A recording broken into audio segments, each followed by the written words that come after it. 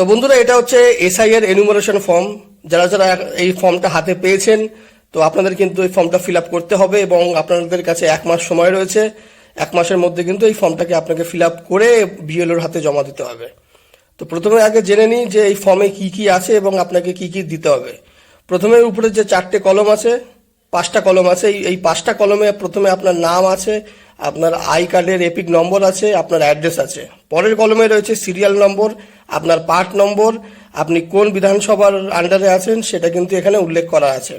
পরেরটায় রয়েছে QR code, যেটা আপনার প্রয়োজন নেই। তারপরে রয়েছে আপনার হচ্ছে যে ভোটার আই কার্ডের যে ছবিটা দেওয়া রয়েছে সেটা, এবং তারপরের কলমে আপনাকে নতুন একটা কিন্তু ছবি এখানে দিতে হবে, কারেন্ট ছবি। নিচে চলে আসি, নিচে আপনার ডেট অফ বার্থ এখানে দিতে হবে। আপনার যা যা ডেট অফ বার্থ আছে, যার যেরকম ডেট অফ বার্থ সেটা এখানে লিখবেন। আধার কার্ড নম্বর, এটা ম্যান্ডেটরি নয়, আপনি যদি না লেখেন তাতেও কোনো সমস্যা নেই, এটা অপশনাল। নিচে আপনার ফোন নম্বর এখানে ফিল আপ করবেন, এখানে আপনার ফোন নম্বর হবে। তার নিচে হচ্ছে এখানে আপনার বাবার নাম লিখতে হবে, বাবার নাম যেটা আছে সেটা এখানে আপনি ফিল আপ করবেন। ভোটার আই কার্ডে যেই নামটা আছে সেটাই কিন্তু ফিল আপ করবেন। এখানে বাবার এপিক নম্বর যেটা আছে, ভোটার আই কার্ডে যে 10 ডিজিটের নম্বরটা আছে সেই নম্বরটা আপনি এখানে ফিল করবেন। তার নিচে আপনি মায়ের নাম এখানে ফিল করবেন। দেখুন এখানে লেখা রয়েছে মাদার্স নেম, মায়ের নামটা আপনি এখানে ফিল আপ করবেন। নিচে mother's epic number, voter I কার্ডে মায়ের যে এপিক নম্বরটা আছে 10 ডিজিটের, সেটা আপনি এখানে ফিল করবেন। তার নিচে রয়েছে স্পাউস নেম, আপনি যদি বিবাহিত হন তাহলে এই স্পাউস নেমে আপনাকে কিন্তু উল্লেখ করতে হবে। আপনি যদি বিবাহিত হন তাহলে আপনাকে আপনার স্ত্রীর নাম এখানে লিখতে হবে, বা আপনি যদি স্ত্রী হন তাহলে আপনাকে কিন্তু আপনার স্বামীর নাম এখানে লিখতে হবে। মানে মোট কথা হচ্ছে, যদি আপনি হাজব্যান্ড হন তাহলে আপনার ওয়াইফের নাম লিখতে হবে, যদি আপনি ওয়াইফ হন তাহলে আপনার হাজব্যান্ডের নাম লিখতে হবে এখানে, এবং তার এপিক নম্বর, তার ভোটার আই কার্ডের যে 10 ডিজিটের নম্বরটা আছে সেই নম্বরটা কিন্তু এখানে মেনশন করতে হবে, এখানে আপনাকে লিখতে হবে। এই নিচে চলে আসি, এই নিচে এই দুটো কলমের কিন্তু সাধারণত আমাদের খুব সমস্যা হচ্ছে। অনেকেরই প্রশ্ন যে এই দুটো কলমে কি বসবে, এখানে কি বসবে এবং এখানে কি বসবে। তো বলে রাখি, এই কলমে যেটা হবে সেটা হচ্ছে, আপনি যদি 2002 সালের যদি ভোটার লিস্টে নাম থেকে থাকে তবে এই কলমটা আপনি ফিল আপ করবেন।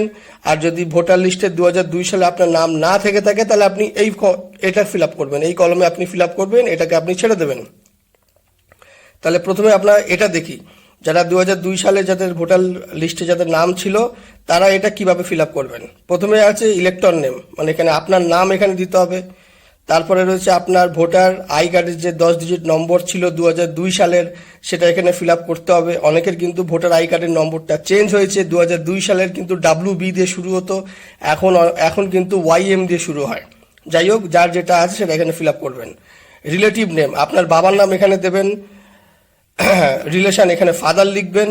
ডিস্ট্রিক্ট আপনার যা ডিস্ট্রিক্ট আছে সেটা এখানে লিখবেন। স্টেট নেম ওয়েস্ট বেঙ্গল লিখবেন।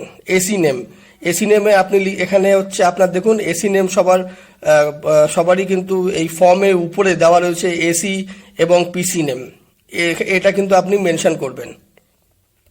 এসি নেমের জায়গায় আপনি এটা লিখে দেবেন। আপনার এখানে যেই নামটা লেখা রয়েছে আপনি সেই নামটা কিন্তু এখানে লিখে দেবেন এসি নেমের জায়গায়। নিচে এসি নম্বর যারা জানেন তারা কিন্তু এখানে ফিল আপ করবেন, যারা জানেন না তারা ছেড়ে দেবেন। পার্ট নম্বরে এখানে দেখুন পার্ট নম্বর আপনার দেওয়া আছে উপরের কলমে। যাদের যেরকম পার্ট নম্বর দেওয়া আছে সেরকম পার্ট নম্বর কিন্তু এখানে লিখবেন দেখে। এসআর নম্বর মানে হচ্ছে সিরিয়াল নম্বর এখানে যার যেই সিরিয়াল নম্বর আছে সেই সিরিয়াল নম্বর কিন্তু দেখে আপনি এখানে লিখে দেবেন, ভুল যেন না হয়, এটা কিন্তু মাথায় রাখবেন। আচ্ছা, তার পাশের কলমে আসি। তার পাশের কলমে এখানে আপনাদের লেখা রয়েছে details of relative whose name is given in previous column in the last SIR। মানেটা হচ্ছে যে আপনার বাবা বা এমন কেউ আছে যে যার সাথে আপনার রিলেশন আছে, সেটা আপনার বাবা হতে পারে, আপনার শ্বশুর মশাই হতে পারে। ধরুন আপনি যদি বাংলাদেশ থেকে এসে থাকেন, আপনি যদি এখানকার কোনো মেয়েকে বিয়ে করেন তাহলে সেই তুলনায় আপনি কিন্তু এখানকার নাগরিক হয়ে গেলেন। তাহলে সেই হিসাবে কিন্তু আপনি আপনার শ্বশুরের নাম কিন্তু আপনি এখানে মেনশন করতে পারবেন, অবশ্যই মেনশন করতে পারবেন।